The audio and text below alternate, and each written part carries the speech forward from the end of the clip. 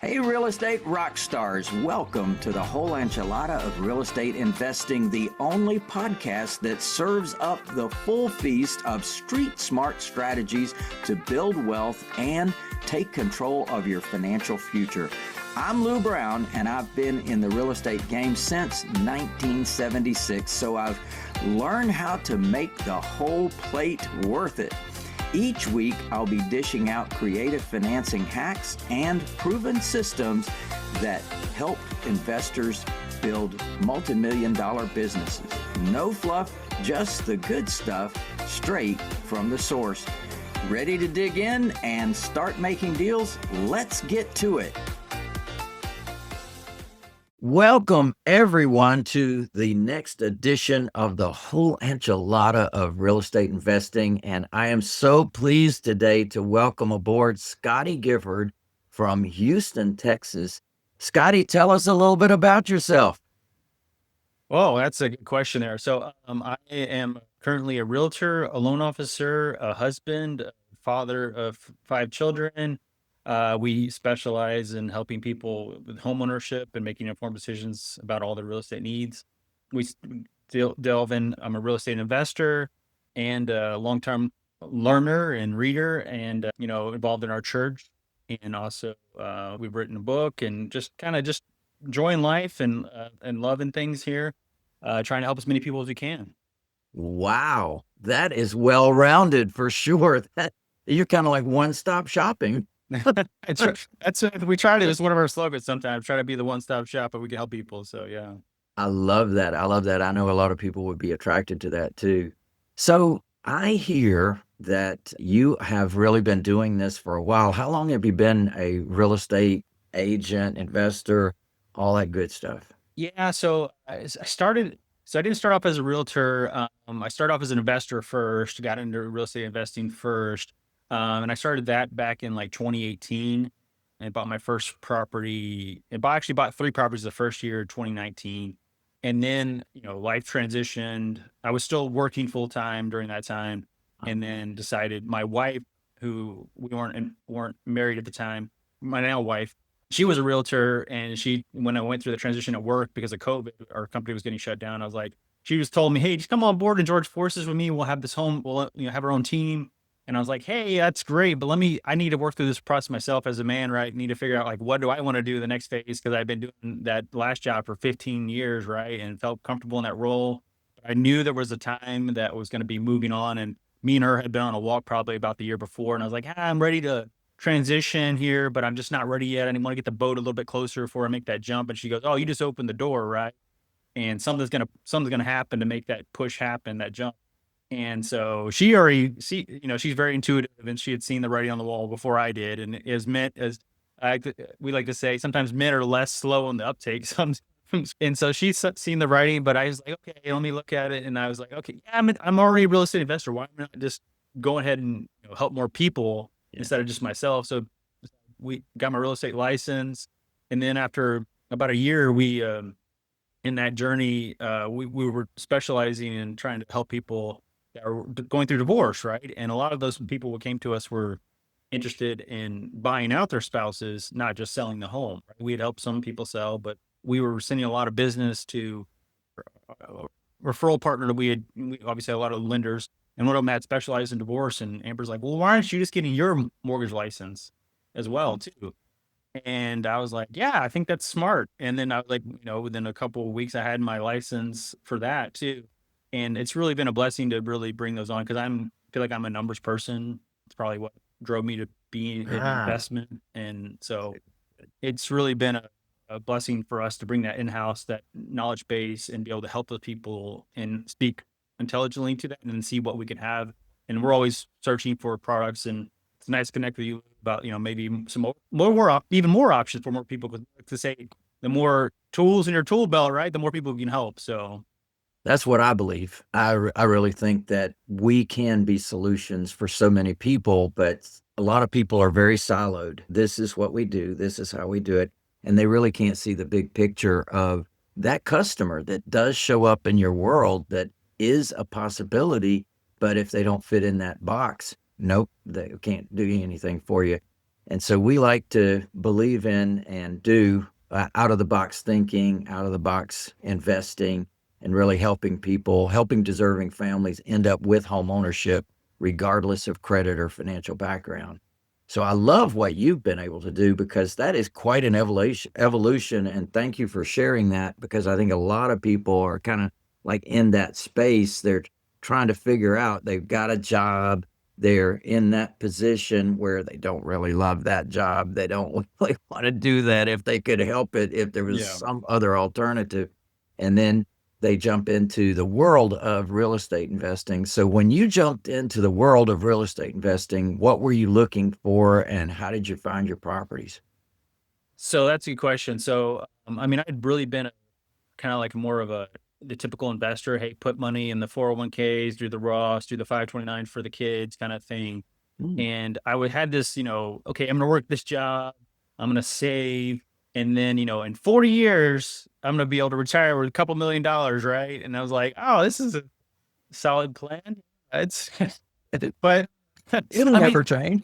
yeah, I think it's a good plan. I think we're taught that plan by some of the people that run that industry of the investments, right? Like it could control the mutual funds. And so it's like, that's their plan. And that's what they like because they make money off your money. And I'm like, okay. So I think my dad had dabbled a little bit in having a couple properties when I was a kid. So I did see like he had some land he rented out. I saw some, hey, he had rented a lot to somebody and then they weren't paying rent. And we actually went over there, me, my brother, and him, took a whole trailer full of stuff and moved it for this lady because she wasn't paying rent. My dad was like, you got to go. Right. And my dad was the sweetest man. So, he's not the, he's always looking out for people too. So he didn't, it was probably hard for him to say, hey, you got to go. He probably gave her multiple chances, right? It wasn't the first time. But I saw that. So I had that level of like, okay, well, that's something, but it didn't really work out for him. It didn't really, I don't think he got enough education. And I don't think he got enough knowledge base to do it correctly. I think he just kind of fell into it, but I think he had the right idea. And so, long story short, I started looking at how can I get educated faster other than just doing it all myself and making all the mistakes myself. So I actually ended up joining a group here in Houston, Lifestyles Unlimited, for the first year because I was like, hey, I need some help. I need to get people around me. I need to have that, experience and the know-how and some maybe and even something aspirations. I need to look at other people that are doing it. And so that's how I got started. I kind of joined that group, got the meetings, and then just they connect you with some lenders and contractors, and then really connect you with the realtor that's worked with wholesalers. And so the I didn't officially join or pay the full amount until I actually knew I was going to do. But I remember I had gone to the initial meeting and they were like, I was sitting down with somebody. I felt like he was on a similar path as me. He was kind of wondering and thinking, is this going to work? And I was like, are you going to do it? And he was like, I don't know. And I was like, I'm going to just do it. Like, cause the initial cost was like $500 to join. I was like, yeah, it's like, I'm going to waste $500 either way. Right. So I'm like, let me just go ahead and this is, me signing up for the gym, right? Or whatever, right? I'm taking that class. I got to sign up for the thing initially to get started, spend a little money. I'm committed. And then it was just took it from there. And like I said, within the first year, I bought 3 properties. So That's a beautiful thing, man. Just get on in there and do something. I'm so glad you mentioned education, because that really is a key critical piece. I learned that one when I got started too. Bought my first house when I was 18 years old. Never lived in a house before that. Totally poor, and just really just got in there, and I didn't have the opportunity to education until several years later, and really it stymied my growth. It stymied the ability for me to actually acquire the properties, and the confidence as well. When you see other people doing it, then you realize, oh my gosh, they're doing it, so I don't look that different than them. I could do that too. yeah, And it opens the door. yeah, for sure. There was one lady in there. She got up on this. They did like case studies for that group too, and she got up on the stage and she was just so excited to tell her story and what she was doing. Afterwards, I was like, hey, I got to talk to that lady. So I went afterwards, and she was surrounded by other people talking to her too. But I was like, I'm gonna make sure. I said, hey, I want to spend time. Like, I want to pick your brain because she had just started recently too, like the year before me, and she was already had multiple properties. I was like, what are you doing that differently that everyone else, right? Because a lot of people had been in the group, but just don't. Some people don't ever take action, right? They get analysis paralysis kind of thing. They just want to keep getting education, and then never actually pull the trigger. But she had grabbed the bull by the horns, kind of thing, and was going in there and was doing well and buying properties fairly cheaply and not a lot of cash out of pocket. So I was like, I want to. I don't know if I ever. And she's obviously way more successful now, even than I initially when I just met her. But she actually did take me one day. She's like, "Hey, why don't you come with me one day?" She was going to go to a property, and she took me around and she showed me. Went to one of her rentals. She met one of her potential new tenants at one of the houses. I mean, I spent a whole day with her, and it was like, wow, like if she's can do this, I mean, she's an intelligent woman, but she's not that much smarter than me, right? Or she doesn't know that much more than me, right? I mean, she's doing things wrong too. I mean, sure, she's like we're all making mistakes. So thinking that taking that, I heard someone say like that imperfect action, right? Just taking action is the most important step, and then learning more as you go. I think was always important. Yeah, that was an inspiration. And definitely, I see people holding back and really being concerned about making the wrong move early in the game. So that was a brilliant opportunity for you to, for sure. What we do is unique. We find the buyer before we even buy the house. And so we actually work with people like you, real estate agents, and we find your leftovers. Anybody that you can't serve, anybody that you have already vetted, you've already worked with them, or the deal fell apart at the closing, which often happens. And Mm-hmm. so as a result, you got this leftover in your phone. In fact, you probably got lots of them. And what we do is take those folks and go custom buy a property for them. We buy it right, buy it cheap, buy it creatively, and then we're able to put them in there and have a long-term relationship with them. And eventually they can buy that property either with new financing or we become the bank for them. So it's a different model. It really works, and it's what I've been doing now for over 40 years. And it's been a fun ride for sure. So I'm glad that you got that background in real estate investing because that really does help when you're helping people to actually look at what their future can look like. And man, it's such a great one when you can own property and get the benefit of inflation, get the benefit of that property is always going to go up because inflation is always going to go up, right? And the value of the dollar is always going to go down. So you're paying it off with worth less dollars over time. And definitely that yields you a beautiful equity and cash flow over a long period of time. So that's kind of my song on on cash now, cash flow, and cash forever. And in your world, you have transition. You've got the properties that you got. Now you're really focused not only on that, but also on helping others with as a real estate agent. So what does that business look like? So me and Amber, we joined forces. She's actually now the broker, our company, the Gifford Group, right? So we decided from the very beginning we wanted to build our brand, and we thought brand would be important so that people could know who we are. So from the very beginning, we were the Gifford Group team, or just the Gifford Group. We didn't have the word team because you can be a group. And now we're the Gifford Group brokerage. And so we have a couple agents underneath of us now. So we have 3 agents underneath us as well. And I'm, obviously the lender as well too. So what we've tried to do is, we obviously help a lot of first time home buyers because we think that's important to educate them. And what we really like doing, especially when it's me and Amber helping, is that we usually get both of us, right? We're both usually on the calls. We're both working the deal. We're both helping, whether if it's I'm the lender or just the realtor too, or I'm just on the calls or I'm helping. So we built a lot of tools for clients to be educated. And so, because I thought like, I don't want to just be like any other realtor, just hey, look at this house online. And then, so we, on our website, I built some like a closing cost calculator because I thought it was important to figure out like how much cash do you need and then what that payment looks like, right? And for the different types of loans, I built seller's net sheets. So how much are you actually going to walk away with? 'Cause that's always important when you're selling, right? And so, and then obviously our main niche that we help in because we thought because me and Amber both have been previously married. Amber's actually a child of divorce. Her parents married and divorced 7 times as a kid, right? You too? Me too. Yeah, and so divorce is really hard on people. There's a lot of emotions that go on. There's a lot that just people need a lot of handholding, and so we that's one of our passions of helping those people as well too. And so we we've spent a lot of time focusing on that. So how can one of the spouses maybe stay in the home, buy out the other spouse's interest in that home? Can we help the spouse that's leaving the home? Do they need to sell the home? Do they like sometimes we just need to help one of them's going to stay and one of them's going to go to rent again. So we've kind of just tried to build, we meet people where they're at and then how can we help them the most, right?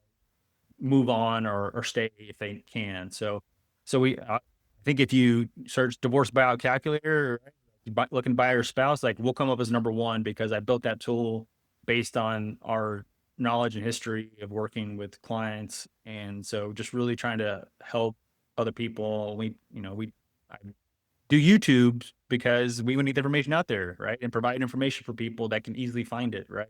And not always have to figure out everything by themselves. And sometimes you don't want to always hear from an attorney. Sometimes attorneys can't help with the lending stuff or the real estate stuff. They don't know those things, right? So that's not their area of expertise, right? That's So right.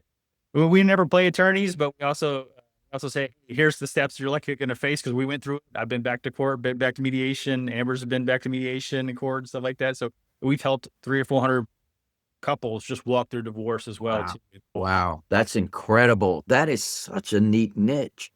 And as an investor, there's also an opportunity to purchase the property and let one of them stay in it, yet because the numbers don't work for them, but the numbers could work great for you from a cash flow perspective. So it makes a lot of sense. And one of the things we like to do is take over existing financing so we don't have to go to the bank and we don't have to qualify for a loan. In fact, I've been in the business over 40 years, never been to the bank, never qualified for a loan because I found out that the seller could be the bank.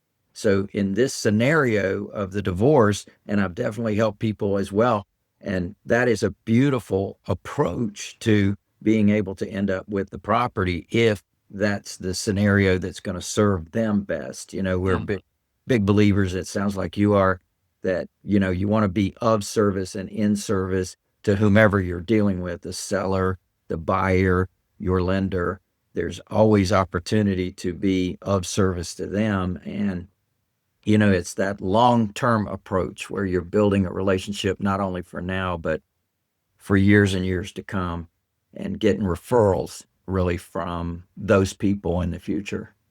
No, I agree. I think I love what Zig Ziglar says about like, if you help enough people get what they want, you'll get what you want kind of thing, right? So I think that's where we've really taken to heart, and being Christ followers. I think that's one of our things like, hey, we're here to serve where we can and try to be a service to other people. And then we know we'll be taken care of too. So along the way. That's beautiful. Yeah, absolutely. Absolutely. It's a great business and it's very flexible. You have time. One of the things that I always talk about, now you're telling me you got 5 kids. I guess It's blended yours, together, mine, and right? ours. Yeah. So it's yeah, this blended family there. So 5 kids total. We actually picked up a bonus kid right now too, or helping someone else just as another kid that needed some help right now. So actually, but so we want to make sure that that's definitely a whole different podcast right there. Just blended family. So That's right. Well, congratulations on that too, because you're proving that you can be a real estate investor, a real estate agent, a mortgage broker, and you can have 6 kids too. I love that. That's part of life, isn't it? And yeah, you're no, you're it's just yeah, really doing the business. That's good.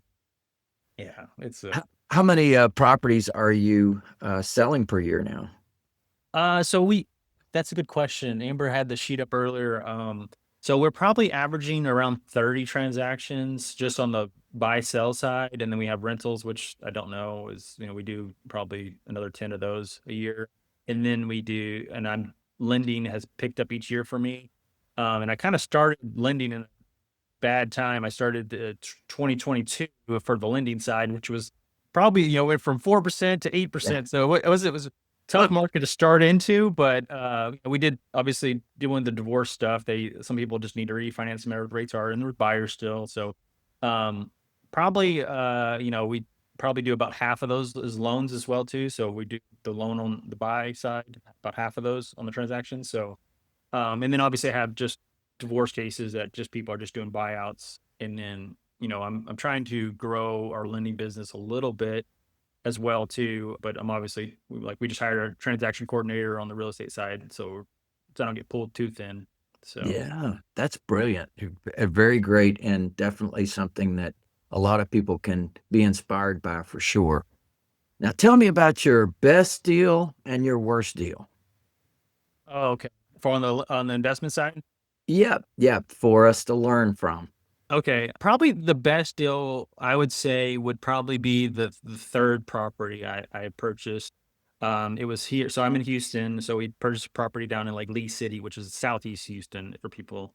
And so I got that property through one of the realtors who was working with a wholesaler that I known. So one of the realtors that was specifically working with wholesalers, she blasted out a deal to the group, right, that I was in. And I said, "Hey, can I see this one?" And she's like, "Well," and basically I said, "Hey, I want it." Like I looked the numbers, I saw the house. I said, "I want it. Don't pass anybody else. I'm taking it." Right. That's So got there, walked the property. It was a property in disarray. Like it was, it was our third property. So I felt confident, knew what I was doing. I walked in, saw it had good bones. It was on a cul-de-sac. It had a side, I like buying houses that have sidewalks. I don't know. It's just one of my things. Like I wanted to have 2-car garage, 3+ bedrooms, 2 baths, and sidewalks. This is what I wanted. Like I felt like that was a very rentable property. And so it's we got it from the wholesaler. The wholesaler made great money on that deal too. He made like 50 grand walking away, right? But I got it. wow. Yeah, Nice. I think he had it for like 90, like 100,000. I think he had under contract for 100,000. I ended up paying like 140 something, I believe. Maybe 145 or something like that. I don't remember exactly top of my head. And then I knew I was going to put about 30 into it. So we walked around the property, said, "Hey, we're going to take this wall down, going to do this." The bathrooms were already remodeled. So I was like, "Hey, I just need to do the floors and do the kitchen and some electrical. And, then we'll into pressure wash, paint kind of thing." Pretty simple job. And I think, I used one of the contractors I'd used before. So I'd known and trust her and said, "Okay, that quote sounds good." Actually, it was me and Amber I got the property locked up, signed the paperwork. Me and Amber were going to be leaving. We were going on our first vacation, like to Mexico. I'd never been to Mexico, and we were leaving. And so, like, it was this to show you that, like, once you have all your ducks in a row, you don't got to be on hands on deck every day there. Even so, I got the property signed, and I was going on vacation the next week, right? Like, contractors. I walked the property. So got on a contract. I walked the property the next day. Once I used hard money on that one to purchase. So I got the property closed, went and walked the property, said, "Hey, this is what we're going to do. Here's the game plan. I'm leaving. Here's the money." And then I was, and I'm sure if people watch this podcast, they probably know what hard money is. I don't need to explain Oh, yeah. that. Yeah. The hard money financing. We call it easy money. Easy money. So I was purchasing the property under value, right, at 140, and then I was going to put about 30 into it. I ended up probably putting like 35 into it, and then it appraised at 210, right? Mhm.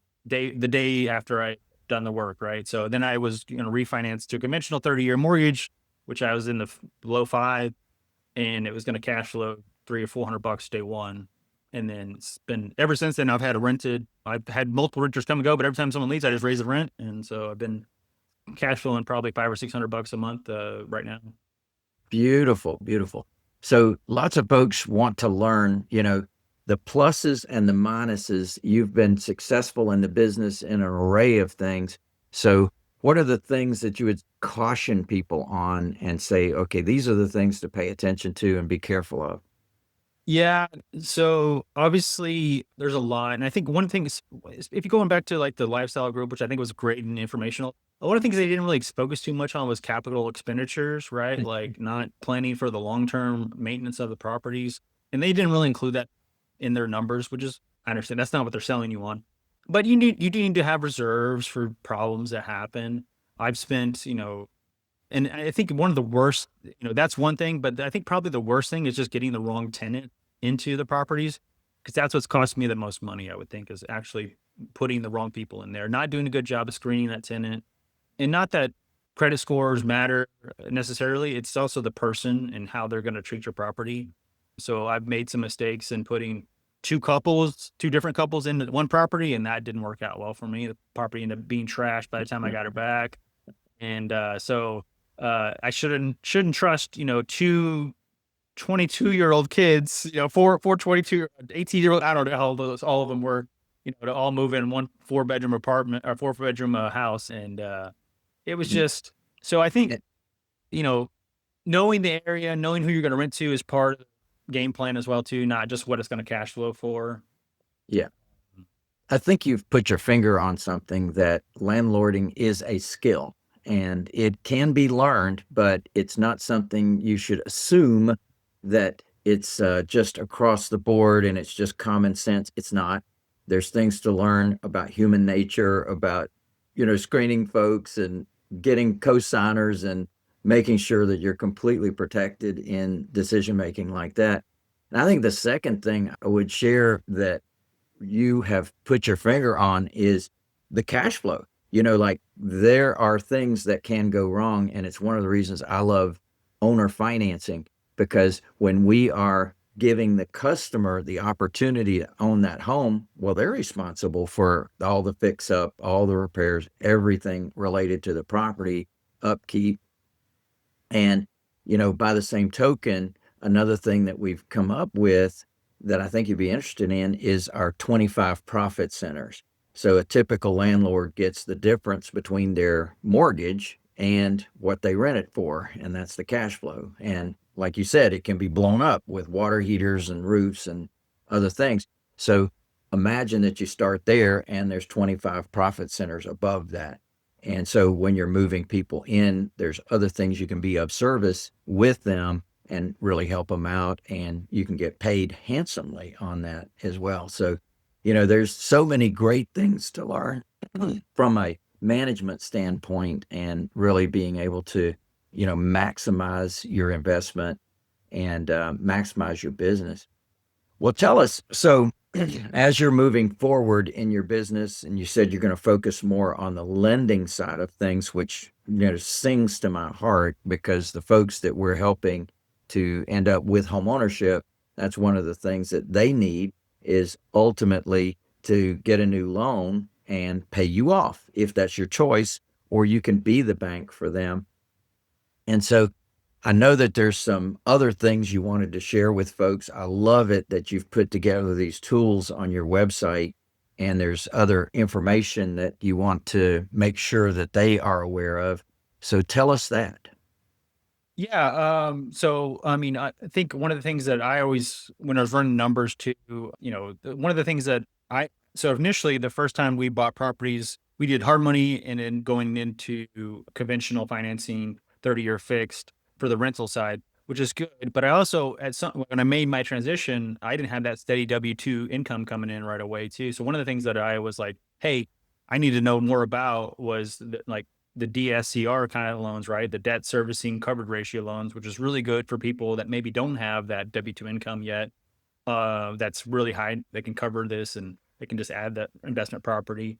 So those kind of loans, like you would be using the DSCRs if the lender's going to look at the property and not so much me as owning, as the borrower, right? So we're going to look at the property to see if it cash flows or not, which can free up free up your ability to move forward with a loan if you don't have a lot of extra income that you can qualify using for. So I think that was one of the things that because I was like, well, we're stuck. I can't buy another one because I don't have my W-2 job where I'm making good money over here. And it was like, oh, no, you're not stuck, right? This kind of freed that up. And so I think it's just one of those things, like learning. You're not going to know everything that's out there unless you start talking to other people and really getting out there. So I think that's one of the things that we do. On the website, I have the DSCR calculator that I built because we had those ones out there, but I was like, and then I also built a 203K loan. So if you're going to be buying the home yourself or like moving into that home and rehabbing it, because We have some homes that we list that need that, right? You need to be able to, if you're buying it and you're moving into it, maybe you need to rehab it. And maybe you need to rehab it because you're going to rent it out, right? Maybe you need to rehab it because you're going to be living in it. But I think this realizing that like not every property is just good to go. And so having the tools and be able to borrow money and then, we just, we have blogs on there about different things. We keep people informed. We obviously I post the videos onto our YouTube as well too, and I put some of those better videos on our website. We have one of the we added we've had this from the beginning, but I revamped our mydivorcerealestate.com website as well too for people that are just specifically going through divorce. So that has a quiz on there that they can take. It has a free resource they can download.